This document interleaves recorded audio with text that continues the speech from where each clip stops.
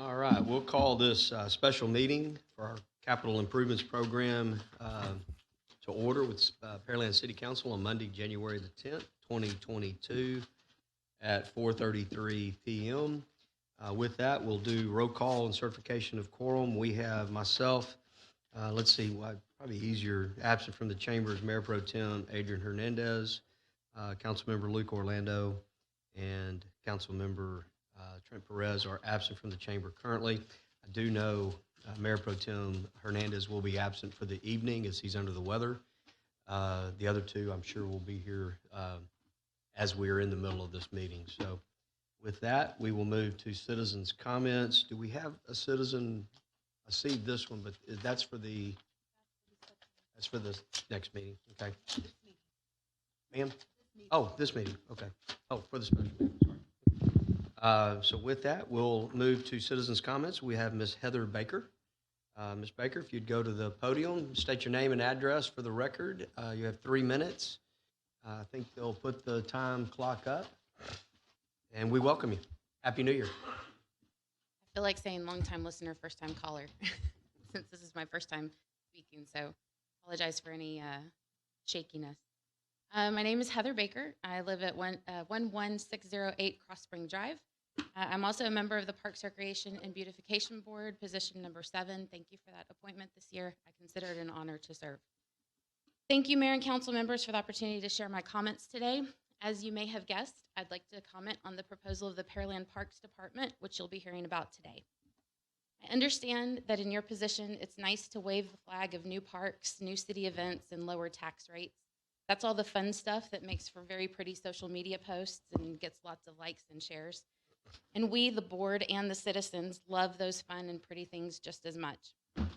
What's not so fun to talk about is maintaining the parks, preparing for the events, and cleaning up the messes when everyone goes home. And that takes people. I'm sure everyone in this room can think of a city they remember that used to be the place to be. It used to be where everyone wanted to live, and it used to be the city of choice. But now it's not. And you'll find that those cities are now have overgrown parks, broken facilities, and unsafe playgrounds. I'm here today asking you to support today's proposal from the Parks and Recreation Department, and specifically the request for staffing, so that the city of Pearland does not become that city that used to be. Supporting park maintenance is going to be a big part of what keeps Pearland beautiful, keeps our community strong, and keeps us the city of choice for years to come. Hopefully you've had the oil changed in your truck recently. What would happen if your mechanic didn't put enough oil in it because he thought you could get by with less? Your truck's not going to last very long because it wasn't taken care of. We've built some amazing amenities for the residents of our city, and now we've got to take care of them. I'm asking you today to support the very real and clear staffing needs of the Parks and Recreation Department. Don't keep trying to get by with less than what we need. Thank you very much. Very good. Thank you, Heather, for that. Any other citizens' comments? I don't believe so. So with that, we will move forward to new business. Capital Improvements Program, Update Series Transportation and Parks. With that, we'll turn it over for staff report. Thank you, Mayor and Council. And just let the record reflect that Member Perez did come in at about 4:35. Sorry for being late. No problem. Thank you again for your extra time. I believe these workshops are beneficial for all parties, and that we get a little chance to focus on our very important capital improvement program, and also talking about some of the plans and implications of keeping that investment up and to standards. And so we have 2 sections tonight. Parks is first, and then transportation. With that, I'll turn it over. I think Robert's going to kick us off. Thank you. Thank you, Mr. Pearson. Good afternoon, Mayor and Council. Again, this is looking forward to. This is our third. What I'll say was our third one that we had planned for right at the end of calendar year 2021, but we had a little postponement. So this one is our third topic in our capital improvement series program. So with that, we'll talk a little bit about our future with a purpose. We always revisit that. And then we'll be talking about parks and recreation and what projects are upcoming, what operational items that are out there, the operations and maintenance component. And we'll also be talking about transportation, providing that information on the same format, what projects are upcoming, what projects are in construction, and then also operations and maintenance activities that have happened over the course of time, and bring you up to speed on both of those things of activities happened within the department. And then under each item, either at parks and at transportation, we'll be talking specifically on those near-term upcoming project milestones. So with that, to continue talking about our future with a purpose as we have, is that it all starts off with the strategic priorities that the community sets. And then moving forward to that, our comprehensive plan, talking about several different master plans that are used to be able to develop our projects, develop planning moving forward and how we operate, and then tying that into our capital improvement program. A few key upcoming dates as we continue through this process, looking at our calendar year of 2022, is that we'll be in March having our capital improvement workshop with you all. This was used to be happening in July. We've moved this up to March to be able to have some input from you all, from council.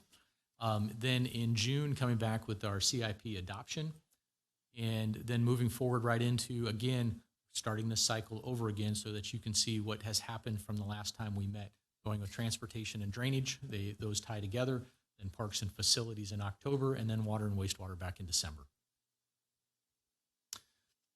So with that, we're going to be talking about our, turning over to Ms. Carrie Capers, our Parks and Recreation Director, and at this time I'd like to turn over to her to visit about our parks. Good afternoon, Mayor, City Council. Robert, thank you for that introduction. Participating in this workshop is really exciting because it represents the success that's happening right here in Pearland. This picture, I don't know if you've had the opportunity to go out and visit this sports complex at Shadow Creek Ranch lately, but this picture really captures the success of Phase 2 construction. On the top right-hand corner, you see the 2 multi-purpose turf fields, and then just to the left, the new Miracle League field. And it's because of the capital investment in our park system that we're going to be able to offer cricket and rugby and a Miracle League for the very first time ever here in Pearland. And I'm really excited to share that our Miracle League program that'll be launching this spring is already completely full. So we're very excited about that. I'm going to share some information, some background information on our capital improvement program over the last 5 years, and talk a little bit about the impact that those programs have had on our community and also on our operations. And then I'll turn it back over to Robert to share some updates on our current CIP projects and some upcoming project milestones. Parks and Recreation is the 4th largest department in the city. We manage 547 acres of parkland, 18 miles of trail. We have 16 softball and baseball fields, 11 soccer fields, soccer or multi-purpose fields, dog parks, playgrounds, splash pads, 4 indoor recreation facilities, including the NAP Activity Center and the Recreation Center and Natatorium. It's with facilities like this that we are able to offer thousands of recreation programs to our community throughout the year. We provide more than 16 community-wide special events similar to the Hometown Christmas Festival that just happened recently at Independence Park during the month of December. We saw over 40,000 people that came out to the Hometown Christmas Festival this last December. We hosted over 20 athletic tournaments and events. We see an average of 18,000 visitors to our Recreation Center and NAP Center alone each year. And also with our staff and with our facilities, we're able to provide critical emergency response services to the community. Just last year alone, we administered over 25,000 COVID-19 vaccines at the Recreation Center and Natatorium. We hosted 2 water relief pods and a warming shelter during the winter freeze for 3.5 days. Robert mentioned earlier, planning with a purpose. In Parks and Recreation, the 2020 Parks Master Plan, the Multimodal Master Plan, and the Clear Creek Trail Master Plan were developed through a series of community and stakeholder feedback, and they're the guiding documents that help guide our strategic planning and help us to build that strategic framework around the capital projects that we propose to you. The master plan also recognizes our department's vision and our core pillars. We strive to ensure that everything that we do aligns with our vision and also with our pillars. We want to make sure that everything that we do is diverse, equitable, and inclusive, that it promotes health and wellness in the community, and that we're cultivating experiences that connect our community. In the last 5 years, we've invested nearly $40 million in capital park projects. This is very exciting for the community. These projects include 8 softball and baseball fields that were built at the sports complex at Shadow Creek Ranch Phase 1, the 2 new softball fields at Centennial Park, Independence Park Phase 1 renovations, the Dolores Fenwick Nature Center, and the Clear Creek Trail segment along Pearland Parkway, as well as a variety of other projects. You hear a lot about Independence Park Phase 1 or Shadow Creek Ranch Phase 2, but what do these projects mean in regards to increased park assets? It means 4.9 miles of trail. It means, or 4.9 miles of additional trail. It means 4 new landscape trailheads, 10 additional softball fields, new playgrounds, new shade structures, additional trash cans, additional restrooms. It also means increased management and maintenance. The Dolores Fenwick Nature Center isn't just a building. It's an educational destination that offers the best natural resource programming in the entire Houston area. Independence Park isn't just rough-cut soccer fields anymore that anybody can go out and run around on. Independence Park is a regional event destination that's expected to draw more than 30 large festivals over the next year. That said, it's very important to recognize the operations and maintenance that's required to ensure that we're offering quality parks and facilities that are attractive, that are safe, and that they're in good condition, and that we're conducting the necessary preventative maintenance to maximize the life expectancy of all of our assets. This means that our parks team, they mow a 6-foot wide path on each side of every hike and bike trail every 2 weeks. They empty every trash receptacle along those trails 2 to 3 times a week. And that's just not pulling your truck up in a park and grabbing the trash. It's unloading a gator and loading a gator up onto a trailer, driving that to one of the access locations, unloading it, driving miles down the trail, grabbing every single trash can, and they do that 2 to 3 times a week. They prune and landscape, they prune the landscaping, they repair concrete, they stock all of the pet waste stations along our trails, and they also replace broken concrete and decomposed granite. In our parks, we mow, edge, and remove debris from 547 acres of parkland 1 to 2 times a week. We clean and stock every single restroom in every single one of our parks every day. We prune flower beds, clean and repair benches, shelters, and picnic tables. We repair fence. We pull trash. We inspect and repair playgrounds, bleachers, irrigation, water fountains, shade structures, signage. And then one day, some kids get bored, or one night they get bored and they decide that they want to practice their artwork in our parks. And they decide to spray paint an entire building, or they write their name every 20 feet on 5 miles of trail. Our team goes out and we clean that up. We repair bathrooms after somebody decided that it was a good idea to vandalize those. So a lot of maintenance that goes into keeping our parks clean that sometimes we don't always realize what goes into making those look pretty every single day. And we also have specialized crews that are dedicated in caring for our athletic field turf and preparing those fields for the games. Here in Pearland, when I first started 15 years ago, I kept hearing we want to be an athletic destination. We are now. We are an athletic destination in Pearland, and that takes specialized crews that know how to manage turf and how to make those how to keep those facilities in top condition. And that takes a lot of maintenance, specialized maintenance. This next slide is just kind of some fun facts to help put it into perspective. Our park maintenance teams, they edge 29 miles of fence line and concrete every 5 days. This is equivalent to walking to Galveston Island from City Hall. Of the 547 acres of parkland that we maintain, 419 of those acres are mowed every 5 days. If you took one of our mowers that has a 6-foot wide mowing deck, you could drive that mower as fast as it would go in a straight line from City Hall all the way to Wichita, Kansas to cover that same amount of acreage. In a year, we cleaned over 22,000 toilets, and we empty over 18,000 trash cans. This slide is a snapshot of our operations and maintenance budget. While we've seen incredible growth in our park system over the last 5 years, we haven't seen the similar growth in the Parks and Recreation operations and maintenance budget, and that is necessary to support this type of growth. What we show a lot of times is the entire Parks and Recreation budget, but when you pull out just the operations and maintenance of that, you can see that our budget has remained relatively flat. The additional increase that you see between 2021 and 22 is for one-time supplemental request for the activity pool plaster and also for replacement of 4 zero-turn mowers.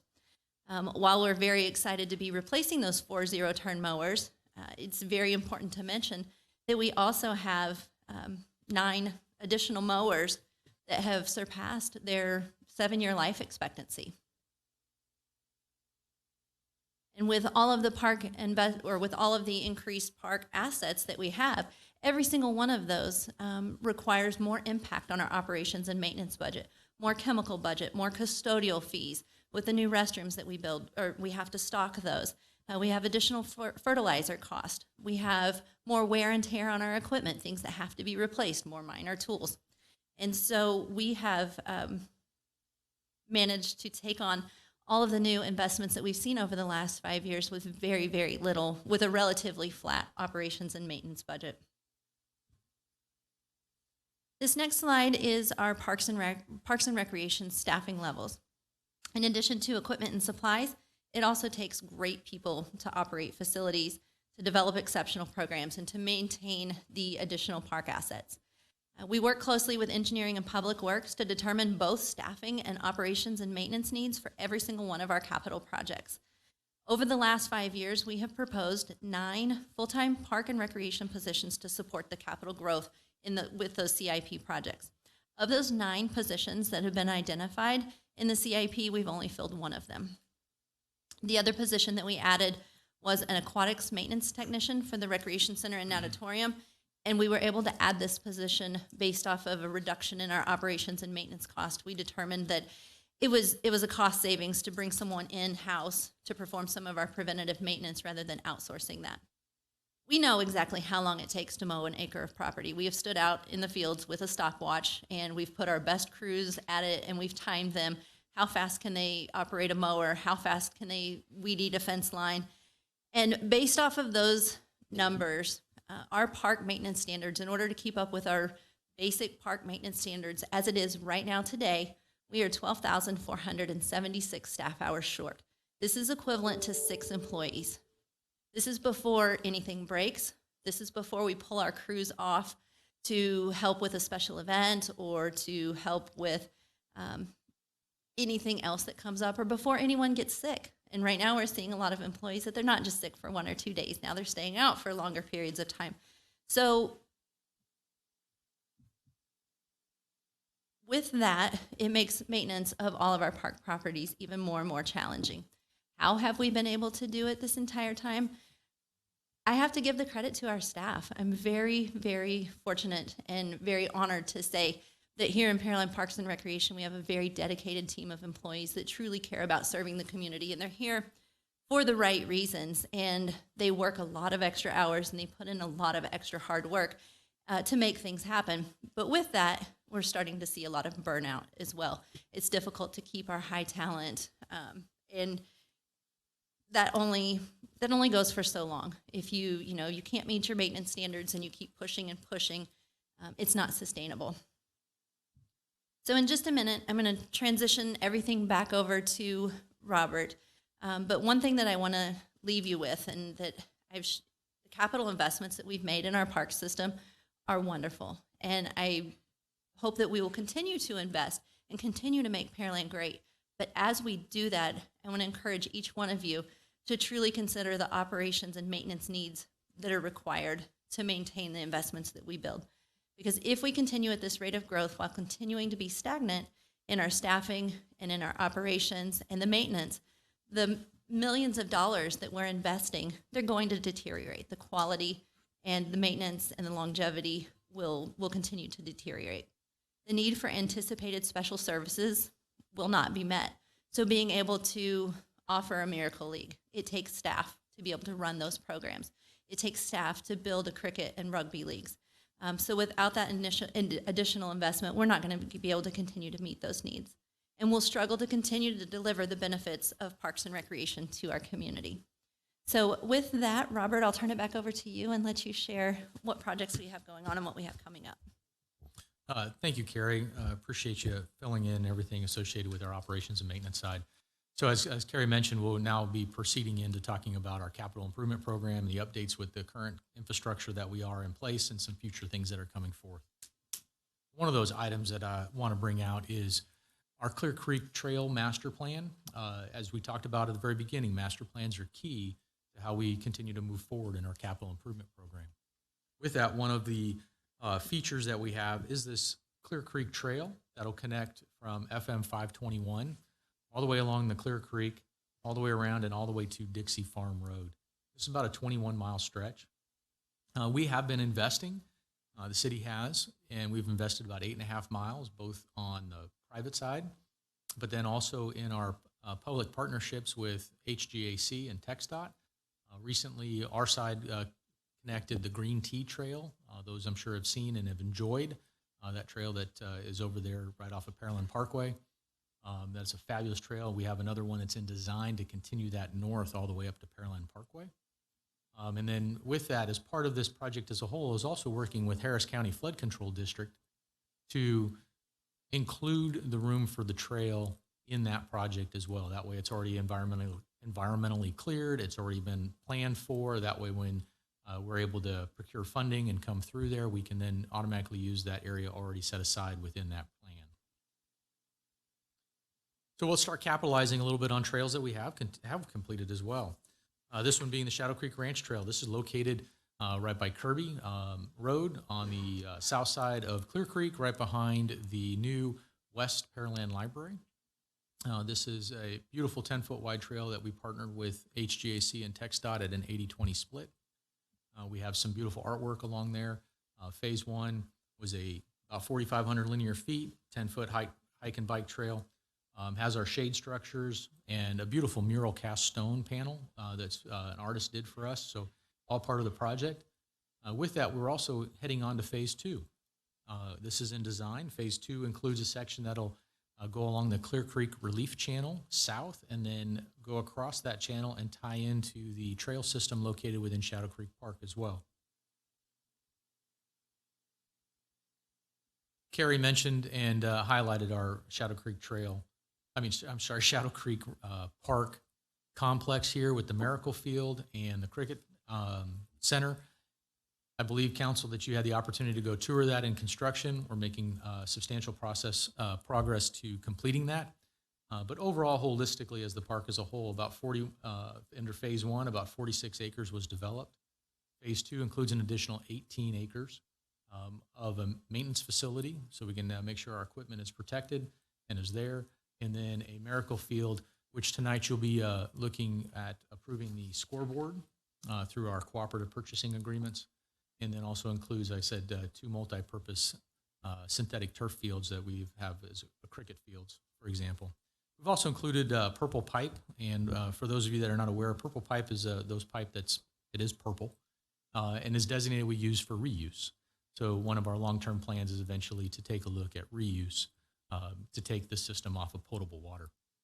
As our population grows, we need to make sure we can utilize both resources as well. Many of our parks, as we go through, we try to leverage funding.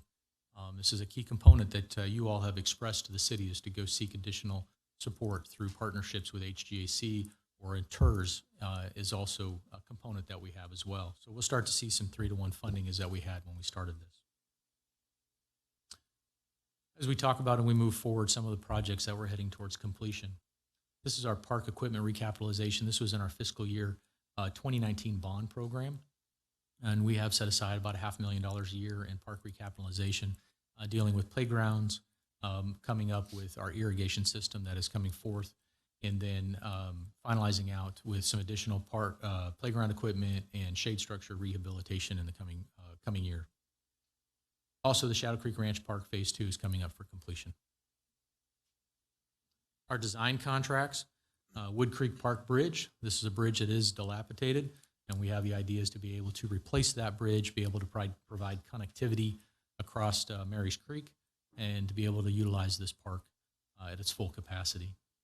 Also, another item that has been approved with the park funds is also the Centennial Park restroom renovation. This is for the existing restroom that is there and storage facility to be renovated. And as we continue, we'll have some construction contracts that'll be coming forth. Activity pool replaster, this is another project that was brought in as a supplemental. And then additional park recapitalization, as we talked about. One of the other projects that we have is to create the driveway on our park stage from John Lizer into the back of the park and to that stage. And then continuing that process through, as I mentioned earlier, was our Clear Creek Trail. This is partially funded with TxDOT and HGAC, and this will connect up from our existing Green Tea Trail that we finished all the way up to Pearland Parkway and then to the University of Houston Clear Lake. Staff has continued to put forth projects. This is working with our Parks and Recreation Department.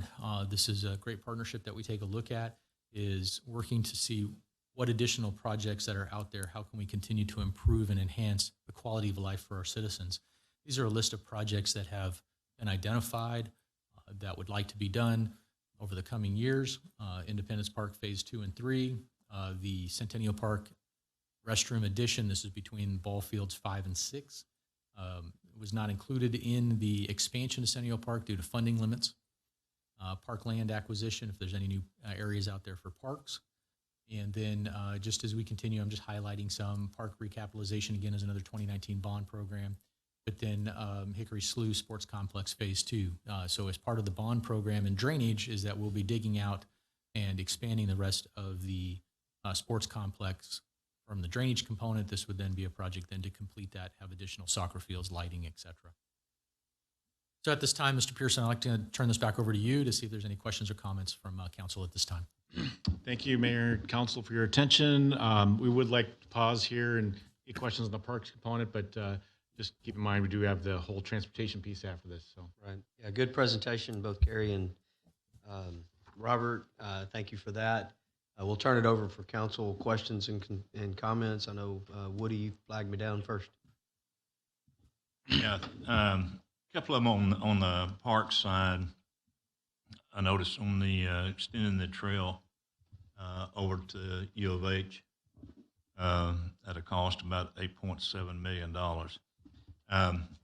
Right now, to go on Province Road over there to get out and walk that trail, you got 3 cars can park there, and then if you go to the bridge on the trail, you got 5 spots. So you got 8 cars that people can pull up and park to walk that trail over there. And I know the wife and I do it several times, and so, but so we leave from Green Tea and go over there. But anyway, it's a nice trail, great trail. But I'm kind of wondering now if we're going to spend another $8.7 million to take it to Pearland Parkway. You know, if we had an aerial crosswalk over there, we could park at the University of Houston at Clear Lake. But as it is right now, I mean, unless people use that, there's only 8 cars that can park and people get out and walk it, and that's it. And so, and that's quite a bit of money to do that unless there's plans to take some kind of aerial bridge across Pearland Parkway and use the University of Houston there. Going under would be another opportunity to do that on that. And so, and looking at it over there, we're talking about, we've got on the TIP program now, 5.8 million is what we got in TIP on there to help in the parks. Is that right, Robert? Oh, I'm sorry, Councilman Owen, with regards to the 8.7 million, yes, it's about an 80-20 split with regards to that funding from there. Okay. For that project from TAP money in there, actually. And then I just want to answer real quick is that I know the Parks and Rec Department has worked with Lowe's and worked with the development or the commercial development across to be able to have, you know, parking is okay to park there if you want to use the trail as well. And one of the items that on that area that you're talking about with the limited parking there on the Pearland Parkway side, we did improve the sidewalk to go from Shallow Creek to be able to use, and then we improved that sidewalk to be able to connect to that. So if you do park in the commercial area, you can walk across, use the street light, and then walk down that part around the sidewalk to there as well. That is an option we did, but if I could just add to that, you know, Robert mentioned we're glad the system is already so popular that it's getting used, but Parks made that partnership with Lowe's, and I believe they've got one across the street at, what's it called? The shops. Yeah, The shops, and then also, shops across this way. So there's opportunities, and as we, most importantly, I think, as the system gets built out, there's more and more opportunities for people to ride and bike or walk to the path, not having to drive to it. So if you live in Pearland or lucky enough to Yeah. do that. And I noticed in the entire program that we got for the parks, that we're talking about coming in with $31.2 million in certificates obligation over this period of time. Is there any thought into trying to, since it says for the residents of Pearland, and I'm sure that they would like to see more of this, is there any way that we can come in and put a bond program together and let the people vote on it out of a general fund instead of using certificates obligation? Do we have that one slide? I thought we had one that showed the ratios. So the good thing is that much of the pathway trail system is leveraged money. Can we have that somewhere? Yeah. So at the bottom, and that falls within what council's adopted for certificates of obligation. So we get 3-to-1 funding, and with local money and outside. So don't want to overlook that at all. Yeah, but nothing is guaranteed out of TIP. You have to get These are program things. Yeah, And we don't spend it until we get we don't spend our local until we have that. So it is guaranteed at that point. Yeah, it's just a concern that, on this certificates obligations here, we're getting pretty heavy just in the one department, looking at 31 million in COs to do that. I don't know where the 31 is. The 11 million is what our local is. That's our share, right? If you go back through and look at the information that we got on the parks and listed at the money, where its money is coming from through there, it comes out to 31.2 million in certificates obligation. So that's just something to think about is, if we were able to do something that way to put the program together, help do it. I mean, I'm glad to see us being able to, have the parks that we do have and people use them. And during the Christmas holidays, it was pretty evident the programs that we had over there during that time and how people actually turned out to do that. If I could, on the if in your agenda packet, there's a summary of the Parks Capital Improvement Program. It's page 5 of 67. It's that same 11.7 million for the entire CIP, and of that, 2.8 million of the 11.7 is certificates of obligation.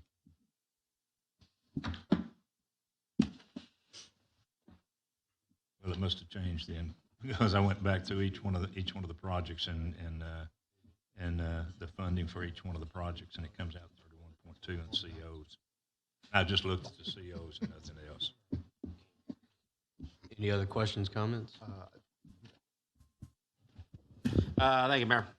So one, I'll just reiterate that with respect to the parks capital improvement, I'd like us to try and include the phase 2 of Independence Park in the next bond referendum. I'd like to see that project completed as opposed to kind of stalled midway as it is now. I think particularly on the west side, that's a very popular park, and we'd like to kind of expand it. I know we had talked previously about looking into having some available Wi-Fi at the parks. I don't know if that's something that we want to add to the capital program, the infrastructure necessary to be able to do that. This was a comment I made. It was kind of in the height of COVID, so certainly the need was more relevant then than it may be in subsequent years. But we do have a lot of people who are working from home, and I think that would be a nice amenity to be able to add to our citizenry, to be able to go to a park on a nice day, take their laptop, be able to work there while their kids are playing or doing whatever. And certainly it's becoming more of I think the kids nowadays are more likely going to go to the park outside and get on a game or on their phone or something of that nature. So I think it's going to be more of a community necessity than it is a nice thing to have. So if we could just at least add some programming or some investigation into CIP under the parks program for us to look at generally what that cost would be, the design cost, kind of have some ideas of overall what that would take for us to implement. Real quick, Robert, on the sidewalk capital program. We talked about that kind of extensively a little bit and we'll talk about it more on the transportation side. But is it possible that some of these, if we do a large capital program, that we could do some of the trails as part of that program, wrap it up into one, as opposed to doing,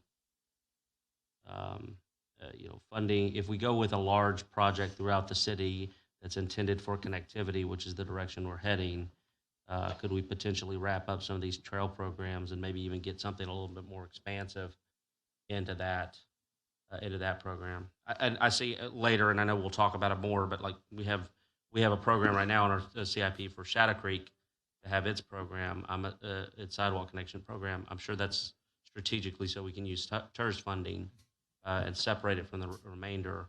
But if we're going to do these trails programs, it's connectivity, and maybe there's strategy there that would work a little bit better. Something to consider, certainly not a direction. Thank you, sir. I would just want to point out to my colleagues something that Carrie said that concerns me. We had another department that said that in the past, and then not too long after, we had some significant failure in that department. It concerns me greatly when we have directors of a department say that they're experiencing burnout along with high turnover. I don't think that they come to that statement lightly, and I don't think that they come to that statement and present that to us immediately. It's probably been going on for some time. I won't have an opportunity to vote on the next budget, but I would like us to consider that as I consider it as a dire warning that there's going to be a potential failure or collapse of the department. When we heard that from our finance director going on about 5 years ago, we didn't allocate money into that department as I think she was hoping we would, and then we had a catastrophic failure in one of their sub-departments. And I'd like us to just be wary of that as we're going into the budget and as we're allocating funds, make sure that we're hearing what our director is telling us and maybe respond to it better than we did the last time. That's all I have, Mayor. Just a couple of quick comments and one question to Councilman Owens' comments about the parking. Back when we had the original onslaught of COVID and all the gyms were shutting down, we had large groups riding on the trails, and we always parked at Lowe's, and there was never a problem there. As long as you were parking in the southeast corner nearest the trail, they rarely have any customers parking that far away from the building, so that works well. One thing on the trails, starting there at Lowe's and ending at the northern point, Most Point, I don't recall any water fountains. Is there any plans to put any water fountains on those in the summer? I think they're obviously needed more, and for people who don't prepare and go out there without water, it could be a concern. Is that a plan, Robert? Councilman Little, we'll take a look into it and see where they are strategically. Sometimes it comes down to the accessibility of where our water lines are as well, and then metering that. So we'll take a look at it, and we'll work with the Parks and Rec Department to see what needs may arise. Personally, I'm glad to see we're putting more trails. I think the fact that we've got 3-to-1 funding from outside sources really makes these things attractive. So anyway, great presentation, guys. Keep up the good work. Can we pull up the slide with the CIP on it, with the grid? And I'll filibuster. So Carrie Capers, it's great to see you. You're one of my favorite staff members. Every time I see you, it's always happiness and talk about all the good things we're doing. And your team has done a phenomenal job this past year under extraordinarily difficult circumstances. And so they got a lot put on their plates. So I'm always happy to see you and your team. No, can we get the other one, the one that's got the year by year? It's got like all the sub projects under it.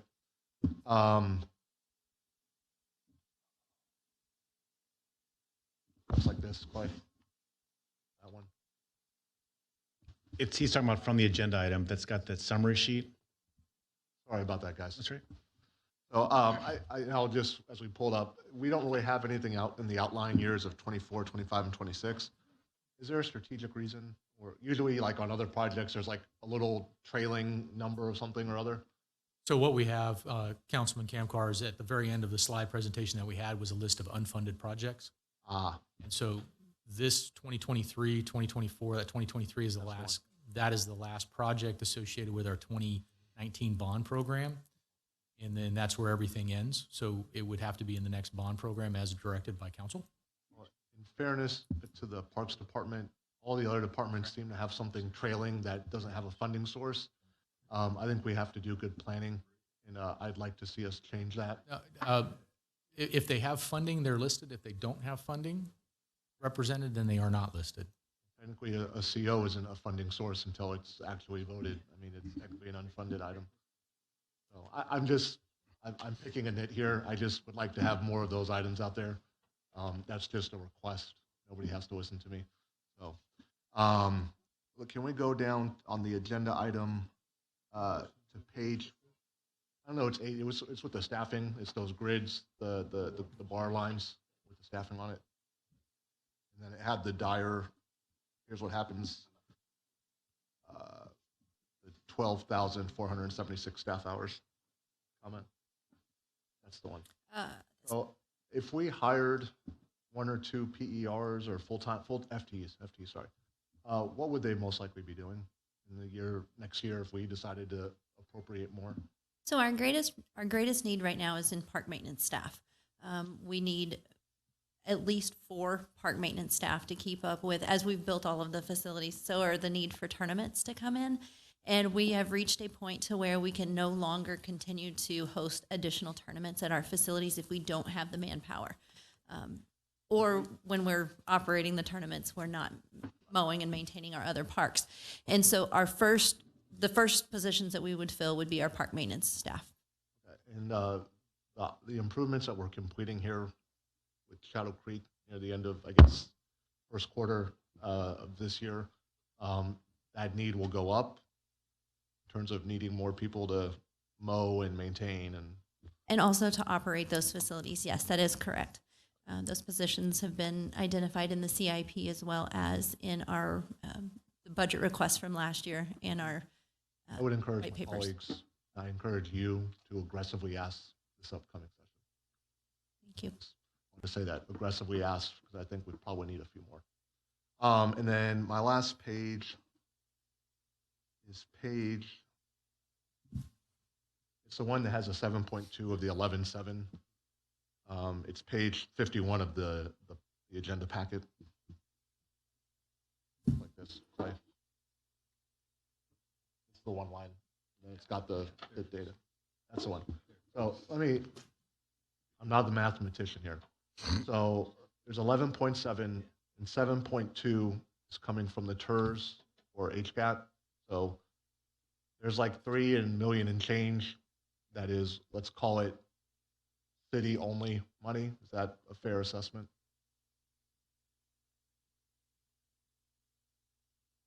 Is that a yes or no? So there's about 3 million. What I say about 3 million. I'm looking at your about $2 million. In the $2 million ish in the 2022. And how much is the HGAC money, the tip money, whatever you want to call it? Well, there's a breakdown between. We'll clarify and get you the final numbers, but there's also TERS money involved in that as well. So there's an issue on that. But if you're taking a look, HGAC tip funding is about $6.8 million over from 21 to 23. I remember correctly when we were looking at this before too, these things get a little wonky with multiple years in the project funding. And so I don't know if that's correct. Because they're spread across. The only thing I'm trying to suss out is of city-only money that isn't dependent on anybody else. Very, very nominal amount of money. The budget for this year upcoming is 100 million or right under 100 million. Now, this is obviously a 5-year look, but it's just a very nominal amount of money that we're spending on parks. Everything else has a codependent source on it. That's just something that some of these codependent sources will not always be there. The TERS will not be here in 5 years or 6 years or 7, or whatever the number is. And HGAC money comes when it comes. I would disagree with Member Owens. If we can get more HGAC money and I get 3 to 1 of my money, that's good money. So I'm just letting you know. But if we can get more of that, please, I can get there. For mom and dad, I can get there. So I do think this number has to go up over time. The non-codependent money needs to go up. I don't know what that number is or feels like, but $3 million over 5 years of, let's call it general fund money, this isn't really a lot of money. So, but that's my thesis. So that's my time. Thank you, sir. Thank you, Mayor. I guess just to clarify on that, when we're talking in CIP, that's out of the debt service, not general fund. So I agree with other councilmen. We do need to find the FTEs, as the Ms. Ballard suggested as well, for the maintenance side. For the capital, I guess we're already here, the first meeting of 22, and we'll be looking up at a PERs coming. So I look forward to shaping the bond. So I guess that'll hit in what, 23, 24 timeframe. Councilman Carbone, we'd be taking a look at talking to you about what projects in more detail in the bond for the next bond program would probably be in about fiscal year 23. Specifically with the PERs funding that would be set aside at that time to come visit, so we can start taking a look at fiscal year 24, calendar year 24-ish for a May type bond program. That'd be 5 years, right at 5 years after the 2019. Yeah, a little bit better than the 07 bond. So we do try to improve. yes, and y'all have, and that's great to see. On slide 24, there was a project for the Independence Park stage access driveway. Is that, when I look at impact on citizenry, is that necessary? Are there issues with it operationally right now? One of them is to provide a all-weather surface to be able to bring equipment and performers that would use that access in to be able to set up the stage. So then with our activities there, then we have a hardened surface to bring through there. We have issues now. It's not a hardened surface at this time. So if there is rain events or things like that, that it turns to soft soil. Are we having big concerts after those rain events? We do. Celebration of Freedom is a perfect example of that. We get a lot of rain that time of the year, and when you bring the big heavy trucks in, we've had to pull a few of them out. Okay. All right. Just in the big scheme of things, I don't know that it has a big impact. We always have big trucks to pull bigger trucks out. But I'm fine with that, and thank you for all your work. And yeah, we do need some more FTEs, clearly.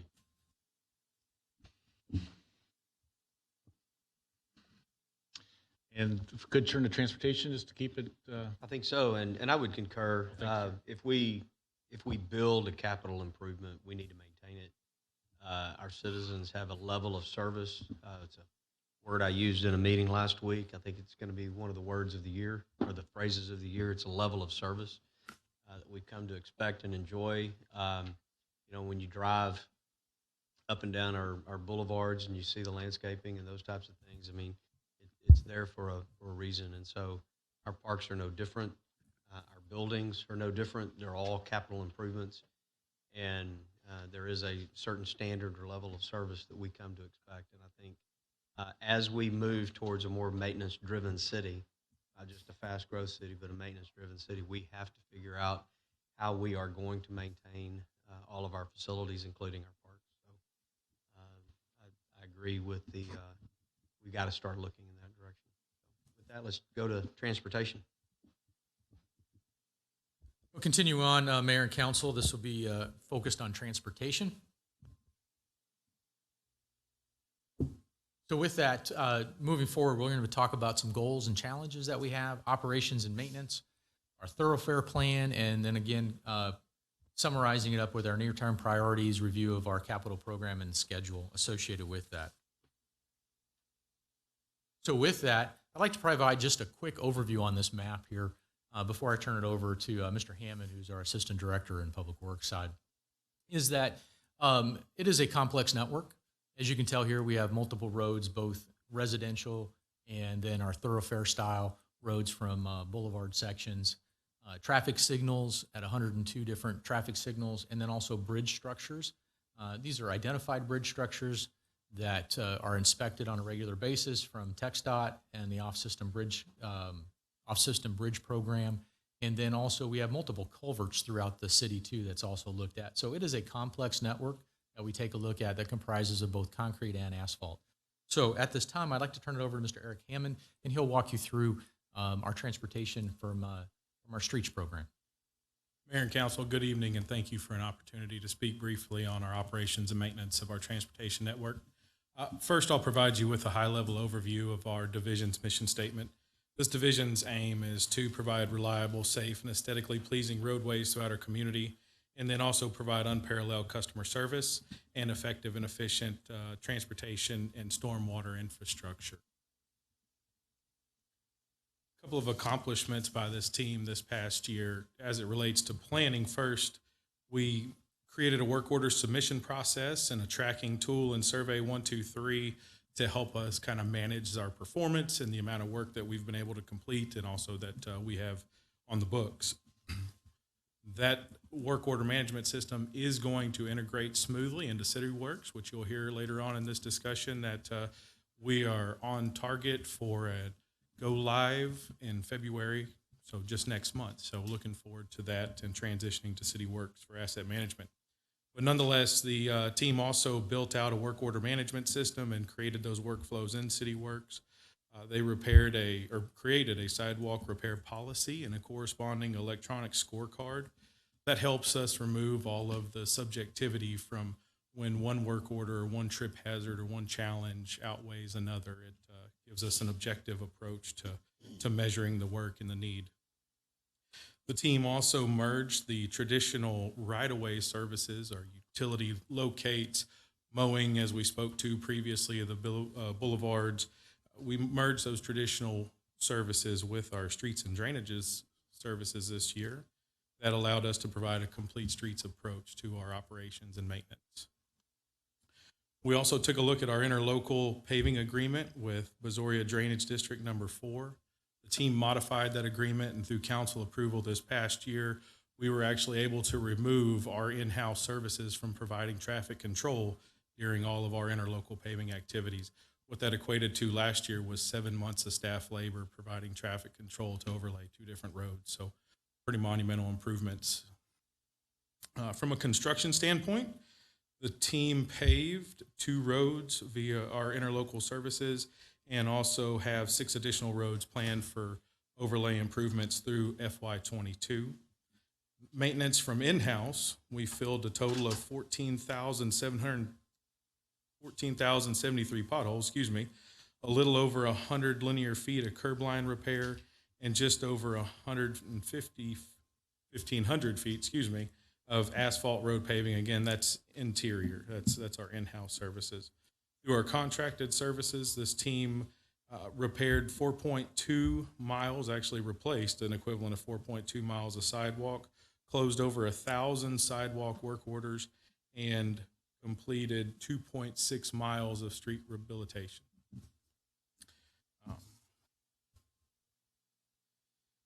So this slide will take a little bit deeper dive into our infrastructure growth. In 2006, we had 575 centerline miles of streets and 364 miles of sidewalk. Now I'll tell you, a centerline mile is defined as one singular lane of travel. Okay? To date, that is 69% growth and 70% growth, respectively, in our streets and sidewalk infrastructure. However, the staffing of our streets team has remained stagnant during this same time frame. By 2026, at the end of this CIP program, we anticipate having over 1,000 miles of street constructed within our community and 630 miles of sidewalk. So that'll be 73 and 74% growth, respectively. A couple of historical challenges for this service area. As we've illustrated, our pavement network has developed quickly over time, with 791 miles of streets and 617 miles of sidewalk in its inventory. We've spoken to the quick percentage increase in growth since 2006. And again, the staffing has remained stagnant. We are ill-equipped at this time for major construction services. We're better poised for localized and site-specific or minor repairs. That's based on staffing levels, based on equipment and capabilities. That's where we perform well. We do have aged equipment, so often this equipment has a tremendous amount of wear and tear. Council, thank you for the recent approval in November for the replacement of several key pieces of paving equipment, also via budget amendment number 2 that allowed for several new pieces to be replaced. And so we look forward to a new fleet and moving on in this next year. Again, also one of the challenges that we've spoken to was our interlocal paving agreement with Brazoria County. Traditionally, the staff work to support that interlocal paving agreement required roughly 7 months of in-house traffic control just to support their services. And lastly, an outdated street condition and forecasting software. So very soon council will receive a recommendation to award a pavement condition index or a street survey again. And we look forward to refreshed and renewed data so we could better plan and budget for maintaining our network. Next slide.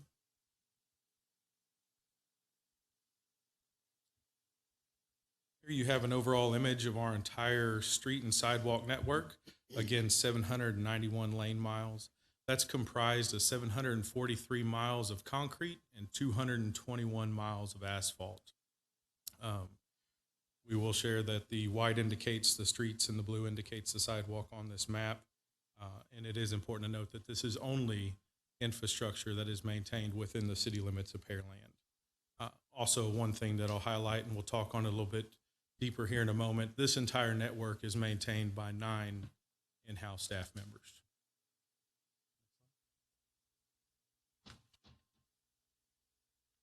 So as I mentioned previously, the streets and drainage merged its services with the traditional right-of-way roles and responsibilities this past year. We have a combined division of 29 employees, but only 9 of those employees are dedicated to street services. Those 9 employees also provide your contract management for pavement markings, your sidewalk repair, pothole patching, interlocal management as we partner with other agencies, oversight of the entire network. Excuse me. And again, by 2026, we anticipate having 630 miles of sidewalk within our community. One other thing that I'll share here is that anytime we have a large project, major renovation, major rehab, you'll notice that we have to pull from all other resources to support this team to make sure that we have enough personnel on site to get adequate staffing to get work done. What that means is that we're traditionally, or typically rather, robbing Peter to pay Paul to continue to maintain our sidewalk and street network.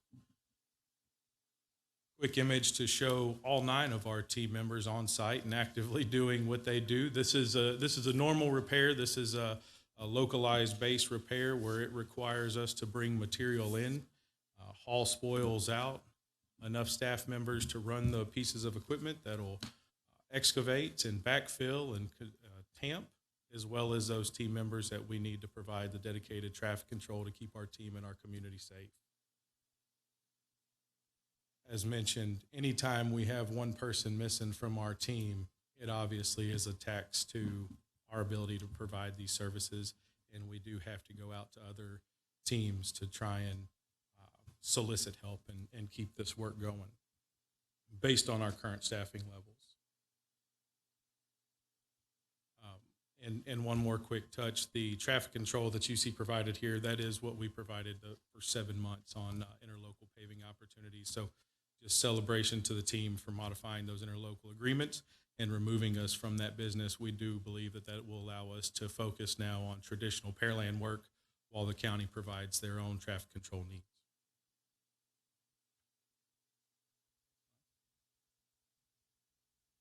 Pavement Condition Index. As mentioned, we are working to solicit a professional service to come out and audit our entire community in order for us to identify our pavement condition or the scoring that our entire road network would receive. We hire a contractor. That contractor drives our entire community with ground penetrating radar. That ground penetrating radar looks for several key items, specifically distress type, road distress quantities, and distress severity. It combines all of that information and then provides us with a pavement condition index or a score. The first time that the city of Pearland had a audit of its pavement condition was in 2014. The last time we had an audit of our pavement condition was in 2017, and that was in response to Hurricane Harvey to see how the floodwaters impacted solely our asphalt streets. In 2014, the city received a network average PCI score of 72, and our target goal, as recommended by our engineering and public works team moving forward, will be a 70. The reason for that is that allows us to determine a point value and a threshold. We talked about service level expectations in Parks and Recreation's presentation just a moment ago. And those same service level expectations are important for us in streets and drainage to identify work to reach those expectations, and also make sure that we're budgeting and developing business plans that will ensure we maintain that point value. We'll transition over to a map. This view provides you an image of what all of our pavement condition looks like after it's been surveyed across the community. In this case, the darker the green, the better the road.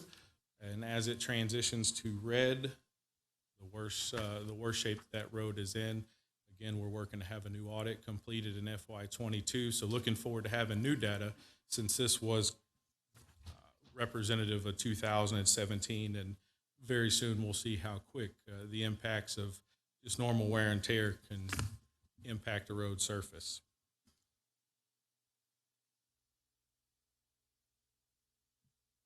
Asphalt deterioration. This image will show you in 8 years how quick a road surface can deteriorate. Harkey Road received an overlay in 2011. It was estimated at that time that its PCI score was 95. And just a few short years later, we had already deteriorated to a PCI score of 60. Now, had we had the resources in-house to be able to provide other maintenance, repair methods, crack sealing, chip sealing, things of that nature, we could in fact maintain the life and extend the life cycle of our roadways. We're looking forward now in FY22 to create crack seal programs and employ other maintenance improvements so that way we can extend the life of these assets.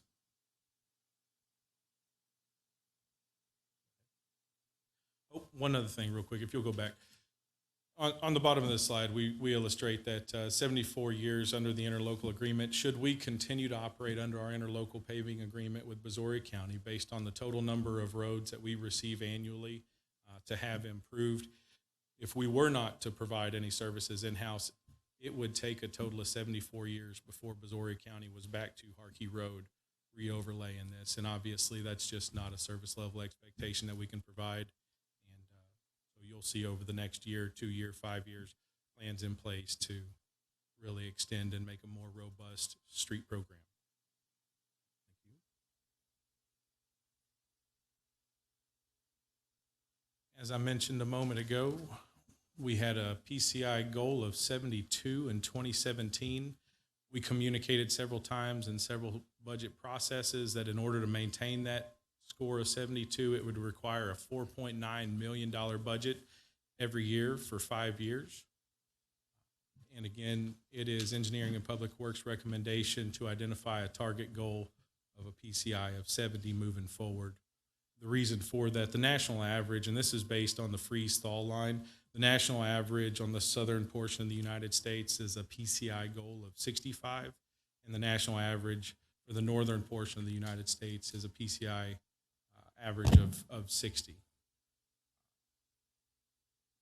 Again, we look forward to our funding obligation and PCI score that'll be updated very soon. The team is working on a scoping project to solicit our new pavement condition survey and get somebody out here actively canvassing the community and giving us our new scores and data.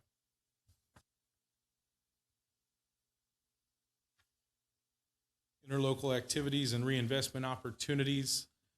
In FY20, the team had an opportunity to leverage their interlocal paving agreement with Missouri County. We got Stone Road and Harkey Road completed. That project was delayed, and again, we had a commitment of over 7 months supporting those interlocal activities. Currently, we have an agreement in place with Missouri County to overlay Old Alvin, Veterans, and O'Day. In the following year, it was intended to be, which is this current year, Garden, Fight, and Walnut. Because of some delays within Missouri County and working to get some items done county-wide, we're looking to combine both of these paving projects in FY20, and we anticipate that by the end of this year, we'll have over 8.9 miles of road improved within our community. Touching briefly on our paving program improvements, these are improvements planned for FY22, completion planned. Again, thank you to Mayor and Council for the support of the new paving equipment based on a November council meeting, and then also budget amendment number 2. That allowed us to replace equipment such as our asphalt paver, our road compactor, and our patch truck. So looking forward to putting those out into work in the field. We also look to develop our new crack seal program. We have acquired the crack seal machine this year, and so we're going to develop a program-based approach to implement it and extend the life of our assets. Looking forward to award a residential street repair contract that allows us, as issues present themselves across the community, we can repair via contract, price per foot, price per half mile, address any of our repair needs that may be outside of our capacity in-house.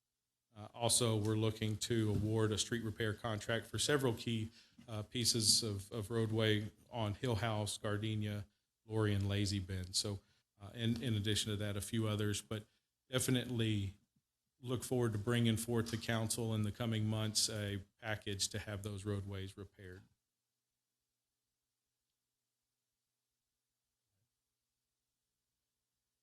Just as I begin to close out, to touch again on our sidewalk program improvements, this team did, our existing street and drainage team did complete a sidewalk policy.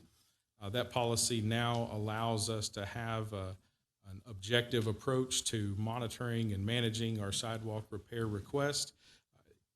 With that policy, they created an electronic scorecard, which now feeds a dashboard that allows us to see the entire picture, or the overarching picture, the big picture view, if you will, of our sidewalk damages and the associated cost with maintaining that entire sidewalk asset. What we'll show you in just a moment will be a snapshot of that. But our future goals, so moving forward, we intend to begin a proactive approach to sidewalk inspections. Currently, we only repair sidewalks as we have work orders in the queue, and we'll touch base on the quantities of those in a minute. But we do look forward to a proactive approach where staff is actively out canvassing a subdivision at a time and identifying the total amount of work needs within an area and the associated repair budget with those damages. And then also we look forward to presenting to council a gap sidewalk repair program so we can improve our connectivity citywide. There was some touching on that just a moment ago. So as I mentioned, removing the subjectivity about the repairs for our sidewalks. Now our team has a program-based approach where they look at our life safety, the pedestrian use, connectivity, ADA accessibility, and aging of work orders. Our staff now populates this electronic form through the use of Survey 123. It provides a priority value based on the severity of the repair needs, and we carry out that work and ensure it gets done for you. In addition, this policy also provides the sidewalk repair methods and applications, working to build sustainability into this division, and also outlines the city's responsibility compared to private responsibilities, which hadn't been in place prior.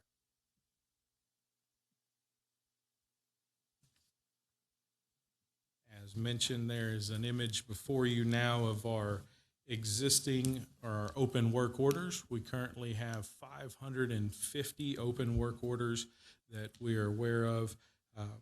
Again, this is from public generated request, right? We receive a work order through the Engineering and Public Works Office. Staff go out, inspect, and then based on the scorecard, it determines a priority value of high, medium, or low. Of the 550 currently open work orders, 149 of those have received a high priority designation, and there is an estimated repair value on all of our current open work orders of roughly $560,000. So we're looking forward to closing out what was in years past, we would communicate an extended runway to have a sidewalk work order closed. We anticipate by the end of this fiscal year that we will be back at a zero work order level, and everything that is on the books will be based on what has been submitted during the FY22 year. Again, this is only a reactive, not a proactive approach. We base this work on what the public calls in, but we anticipate that as soon as we begin a proactive approach and we assign staff members to go out, canvass the community, identify the work on their own, we anticipate that the budgetary needs will be several times higher than our current operating budgets. Also happy to celebrate that since the beginning of this fiscal year, the team has invested over $154,000 repairing high priority work orders. So in relatively short amount of time, we have invested a tremendous amount of money, leveraged our contracts to improve the safety of our transportation network.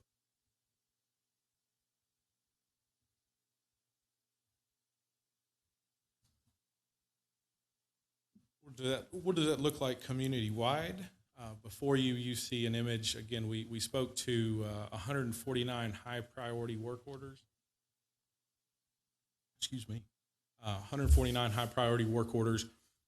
This map illustrates where those high-priority work orders are within the city, but again, we do have 550 work orders that we're aware of currently. This just allows us to change the view and identify where to focus on those high-priority targets first. 149 high, 320 medium priority work orders, and 81 low priority work orders currently based on our sidewalk repair policy.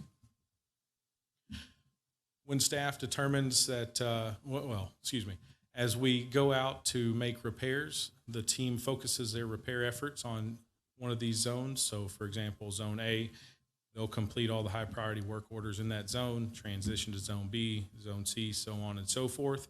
And after we have all of the high priority work orders addressed, then we'll begin focusing on those medium to lows. But we need to get the roads or the sidewalk safe for our pedestrians first. So again, that's how the team currently navigates its way around the community. And we're excited to say that the allocated dollars this year, we believe, based on current repair contract costs, we anticipate that we will be back to a zero work order balance with exception to what was submitted this year.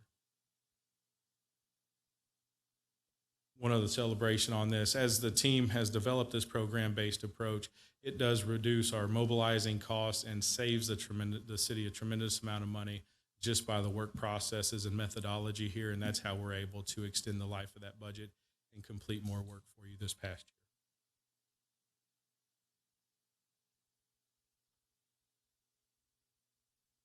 year. And to close out, as I mentioned, we do intend to leverage the CityWorks asset management software. Everything that the team has put in place thus far will transition and integrate straight into asset management. Looking forward to February whenever we reach our go live and we can integrate our PCI data, allow us to update our PCI real time as staff and work to develop a street repair work plan as well as a work order tracking process specific to our roads and sidewalks. So thank you. And with that, I'll turn it back over to Mr. Upton. Thank you, Eric. I appreciate the update on the operations and management side. So with that, Mayor and Council, I'd like to continue going real quick through the traffic as we talk about plans that we have that we operate from.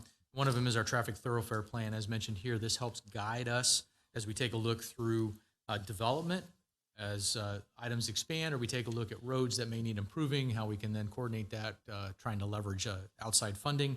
So we use that. However, one of the items is this data is been populated from 2010 census data and then modeling out to 2035. What that leads to is that once that plan's developed, it rolled into our traffic management plan, which helped us develop levels of service on each of our roads. As you can see here, this is our 2015 update in July that shows the level of service of those roads. You can see red being basically the same philosophy that's done in a pavement condition index is also done on roads. Green being good capacity, red being poor. And with that, one of the things that also ties to is talking about intersections. So we evaluated intersections on our major thoroughfares with this program. That came out of this memorandum here from July of 15, where that map came from as well. Intersections along our major thoroughfares were evaluated. These improvements include timing changes, dual left turns, right turns, what is needed to help give capacity to those intersections, because added capacity at intersections means that we're able to move traffic through where the road network may have the capacity, but the intersection does not. And that would then change that condition of that road from a C or a light yellow to a red. So those intersections. So examples of those intersections that have come out of this plan have been Pearland Parkway at 518, those dual lefts that went eastbound. Intersections in the future are looking at Dixie Farm. That's under design, working with TxDOT right now to add dual lefts on Dixie Farm.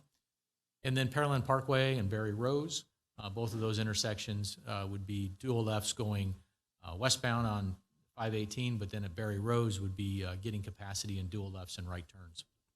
So intersections are key to mobility as well, not just the road capacity, but the intersection as well.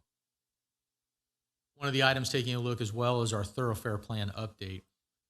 There was a call for a project's funding that HGAC had, and we submitted in to get support doing a thoroughfare plan update. They have graciously accepted that project. We're in the scoping phase of that right now. This would then be turned over to them to do an 80-20 split.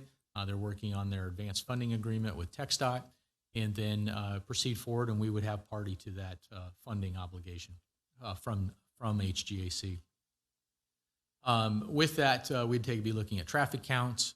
We'd look at evaluation then of our traffic management plan as well to see that what projects need to be moving to the front. And then also that prioritized list, we'll also take a look at capacity and levels of service. One of the items that we'll talk about out of that also is taking a look at the road 518 expansion if it's necessary, but then also taking a look at a concept called a split pair between McLean and Walnut, between 518 and Walnut, taking a look at a split pair priority since there are challenges associated with widening 518 by the railroad tracks in 35.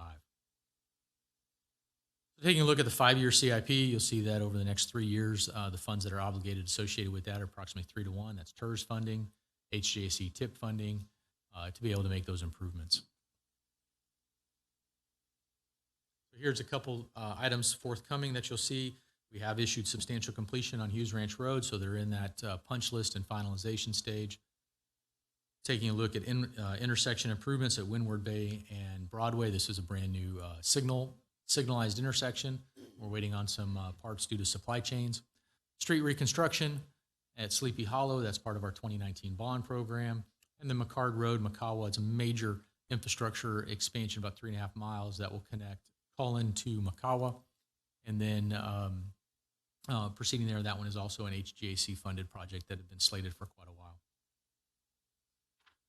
Upcoming contracts that you'll see that we look forward to bringing is some traffic signal upgrades. These are graciously that you all have awarded and allowed us to move forward with our CIP to upgrade our traffic signals.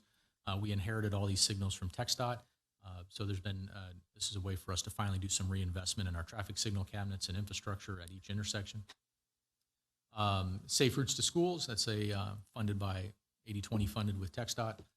And then some TERS funding projects that you'll start seeing coming to construction is our Shadow Creek Parkway landscape, street lighting, and sidewalks from Business Center all the way to the end of our city limits area. And then some continued intersection improvements that we have in the Shadow Creek Ranch area. And then finally, one of our last 2019 bond programs will be our Bailey Road expansion from Veterans to Maine. This is then creating 4 lanes all the way from Pearland Parkway to 288. Our upcoming design contracts that you'll see coming forth, of course, as we talked about, is our Pearland Parkway intersection improvements here at 518 and Broadway. Road network condition assessment, Mr. Hammond mentioned that. And then the 2 projects I did talk about, our major thoroughfare with HGAC, and then a subsidiary project associated that was given to as well, and that's that McLean to 2351 evaluation of the 518 corridor, and then including a one-way pair concept. And finally, we're also taking a look at partnerships, transit programs, Pearland Transit Needs, our GCTD Rides program, and Metro. Those are also things that are being looked at too to help out our citizenry. And then here we have a list of all of our projects that staff has come forth with regards to updates to roads, things that need to be addressed from capacity, sidewalk improvement, Miller Ranch Road, Grand Boulevard, all things that have been identified. There's about $330 million worth of projects just listed in this group alone. So to give you an idea of scale. And finally, at this time, Mr. Pearson, I turn it back over to you and council for any questions. Thank you again, and just turn over questions. All right, just by way of housekeeping, it's 5:54. Regular meeting does start at 6:30, so you got some questions. If we need all the questions asked and answered here, that'd be great. If you have some that can be offline, that'd be helpful as well, just for the sake of time. So with that, we'll throw it open for questions. Luke, did you have any questions? I guess you guys touched on this a little bit, and I know we just got a memo about the status of the capital asset management system. But I guess could you just provide a little more color as to what new capabilities we're expecting out of that and how that will factor into the overall prioritization of projects going forward? So there's 2 for asset management. As we track our assets, I'll go ahead and let Mr. Hammond talk about that. But then you also mentioned another one about projects and managing those projects, and that is our Aguro software that was replacing our old ATSR, our ProTrack program, and that is in the development stage. You graciously awarded us that. We're probably about 4 weeks or so from going with our basic setup while we're continuing to enhance and go from there. And that'll track our projects for invoicing projects that are awarded and bid and designed. But any questions on asset management, I'd like to have Mr. Hammond go ahead and answer that. Sure, and I'll just touch briefly, sir. Some of the huge value adds back with asset management is we'll be able to begin tracking all of the work repair needs to each specific asset, a segment of sidewalk, a localized subdivision, and help us begin to present to you larger capital improvement programs based on a holistic repair and maintenance program. That's specific to sidewalks. We look forward to, again, being able to leverage and maintain our PCI real time through asset management. So asset management and our survey will integrate with one another. We'll be able to manage that and maintain that moving forward where we didn't have that potential or that possibility in the past. I'll leave it at that for right now. Awesome. And then are those, I don't know if there was a schedule on there, but I think it said that each kind of module takes about 6 months to build out for the asset management program. So it seems like streets and sidewalks are going to be the first 2, which is probably for the best. Is that right? It'll be early on in February, yes, Yeah, sir. okay. The team has been working to build the background in it and build the processes so that a way we could leverage. So there's been months and months of background build out in asset management to support our team streets and sidewalk network. Very cool. All right, that's all I have for now. Appreciate all the updates. Member Carbone, anything? Member Camper? A question about the sidewalks. There was a slide about $673,000 in infusion.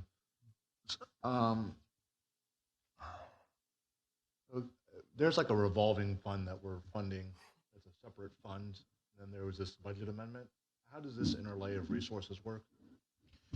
So you're speaking of, we have an infrastructure fund we started 2 years ago. And so that really is helping us for, again, the nature of these things, year to year, we don't have to make big budget amendments. But if I recall correctly, that infusion you talked about with the budget amendment would be a transfer to that fund. That's your question. Amy, just help me if I get this wrong. We find some extra money, we fritter it away in this special bucket, and they say we're out of money, we need to do some more cleanup or fix. and then we reallocate, and then they go do the projects. Is that generally how the pipeline works? Yeah. Council reallocates, that's right. Okay, and so for every project, is there an average spend? Like how far is that $673,000 going to go? Is there an average cost of problem or issue? Member Camcar, we don't have an average price per foot just based on repairs, but we are working now to quantify the repair first and then attach the contract dollars to, or the contract repair dollars to it. We're working to quantify price per foot, price per cubic yard, things of that nature. I'm thinking just price per work order, generally speaking. No, sir, because currently a work order could be 10 feet and it could be 100 feet based on staff's inspection once a work order is submitted. So there's not really a great way to plan, like we have this many projects in the queue, throw this much money out. So I wouldn't look at it as much project-based as need-based. I mean, there's not a sidewalk project. We've got citizens that have called in and an inventory of repairs that need to be made. Those are then prioritized as Mr. Hammond walked through how we do the scorecard, and we prioritize those. And then we use the funds available to go address those, priority-based until the funds run out. We could go much longer on that, but thank you for clarifying that. Thank you. Little? Yeah, I've got a couple of questions about some specific projects. On Makawa from Broadway to the Beltway, it looks like, if I'm reading the drawing correctly, there's going to be a roundabout at Orange Street. No, sir. No, that is a signalized intersection now. Okay, good, because I was going to say that was going to invade the property owners there. At Broadway and Dixie Farm, it shows that we're going to have two left turns if you're going, I guess you're turning left onto Broadway, going north on Dixie Farm, and same thing from the opposite direction. Is that going to require adding some additional lanes? Because I think there's only, including the turning lane there, currently 3 lanes. That is correct. It adds in the secondary left turn in both directions within the right of way that we have there. Okay, I use that intersection frequently, and if you're turning left headed eastbound on Broadway onto Dixie Farm Road, that seems to be the area that backs up more than any. Yes, sir. I don't see where we're adding an additional turn lane there, and I don't see where we would have the room to add a turn lane there. Is that the reason? There were several of the reasons that TxDOT restricted us from not being able to do that work. So we are concentrating on what we can control. If I could add to that intersection has been a challenge, and they're being nice, but TxDOT's been very difficult on that, and really hamped us in on what we have to do. In making that left turn onto Dixie Farm, sometimes you'll be there for 2 or 3 light changes. Yeah, we've reiterated that with TxDOT. Some of the constraints in there, they basically wouldn't allow that widening to add that turn lane. So one of the things Robert walked through was this corridor study that HGAC is going to go through on 518, basically from Walnut all the way to Friendswood. And that should pick up those types of things within that, so that as that corridor is planned out for the future and future widening, we can make sure those things get done. Unfortunately, we couldn't get it plugged into this project. We can only control what we control there. Well, my son will be relieved to know he's not going to lose Cane's Chicken. All right, that's all. Thank you. Mayor, just briefly, a couple of things. Robert, you and I talked about this. I'd like us to try and get some sort of programming in place this year, if we can find it in the budget, to develop a kind of a scope and associative budget for the sidewalk capital program. Maybe get to PER stage with that, so we have some understanding as we get into bond programming for the next year, what that value would be, since it's somewhat nebulous and we don't really know the extent of how much repair, and we need to get some council feedback as to the extent of the project. That way we can have sufficient funding in that when we do actually go into bond project.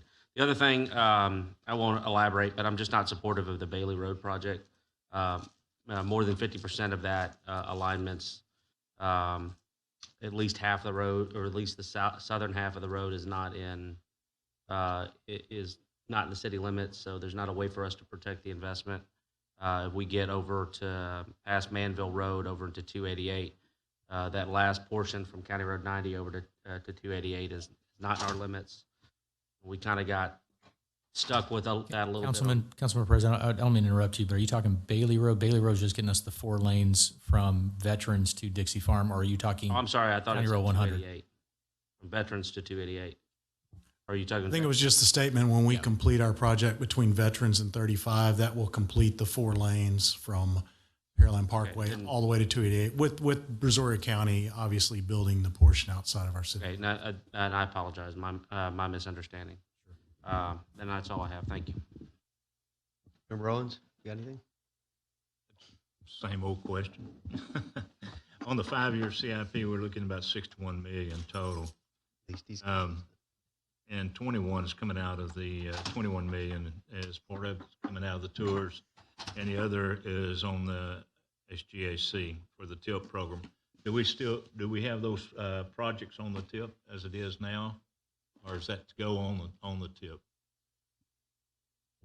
The projects showing TIP funding in the 5-year CIP are already in the TIP. They're already in? Yes, sir. It should be McCard, McCalla, Smith Ranch. Is that everything, Robert? Yes, sir. I guess one of the last things, and Mayor, you've been the biggest part on this one. Has there been any more discussion with the Spur 5 coming in, maybe to McCalla? I guess just give a brief update. Currently, there hasn't been. It's not on the tip. And what Member Owens is talking about, there's a project, Spur 5, off of I-45 right there at U of H. Comes down McCalla, comes through Pearland, hits 35, and then goes down to Alvin. Actually swings and ultimately becomes part of the Grand Parkway when you get down into that part of the county. We objected pretty loudly to have it removed from any consideration to the RTP currently, and mainly because the language in the RTP, the Regional Transportation Plan, for those, sorry we get caught up in all the acrostics there, is because it stated verbally, I mean, it was in the paperwork as a freeway section, and through Pearland, an elevated freeway section. That's the way it was worded. TxDOT was adamant that is not what they meant, but they wanted to be able to put it on there and then go back and change and all of those kind of things. And my comments directly to them through the TPC meetings were, we've objected for 15 years on this, and we could approve this today, and the directors at TxDOT retire. I'm no longer here. Council's no longer here. Staff is no longer here. In some period of time out here, somebody at TxDOT picks it up and says, well, there's supposed to be a freeway coming through here. Let's go build it. And here you've got the mayor and you've got the council and you got all these people that have approved it onto the RTP. And I said, no, it just needs to be removed. So having said that, I do know TxDOT officials have reached out. We've been trying to set up a meeting to talk more about what does this corridor holistically look like. In Houston, we've reached out to all the council members. I've spoken directly to the mayor, as well as Public Works about, and their right-of-way and streets divisions about what it looks like. We've put together a pretty large database of stakeholders, both in Harris County and the city of Houston, as well as in the city of Pearland and Brazoria County, to then address what is this corridor going to look like long term. So I'm hoping HGAC wants to take this project as kind of a pilot project for planning. That's part of what the TPC is supposed to be doing, and so hopefully we can get it looked at from them and funded as a planning opportunity. We still have to figure out, once traffic comes down Makawa and hits Broadway, where does it go? I mean, that is an ultimate. I've sat in Trent's office a couple of times, and we've just shook our head, going, "Where does it go? And how do you do that on through?" So those are going to be some long-term planning that we're going to have to do. But that's where it's at right now. Yeah, and that's, hopefully, one of the things that's the reason it came up was to eliminate this discussion of elevated section on 35 coming through Pearland. Correct. But there was some discussion on taking it on down and bringing it in to 518. And then when they do the development of 518 to add 2 more lanes to it and come to that area, would be doing an intersection improvement on 35 to pick it up from that standpoint. But hopefully, something will come out of that to where we can get away from the subject of having elevated section coming through Pearland. It's all right with that. Anybody else have any questions, comments, concerns? Don't seeing any. Obviously, if you've got any other questions, feel free to email staff. It'd be a good way to get some feedback if we need to. Great presentation as always. This brings us up to speed as these big ticket items in our CIP. We have a little bit more discussion, so really appreciate the effort by staff putting this together and the nimbleness to move this a couple of weeks here a few weeks ago. So I appreciate that. With that, we will adjourn this special meeting at 6:10.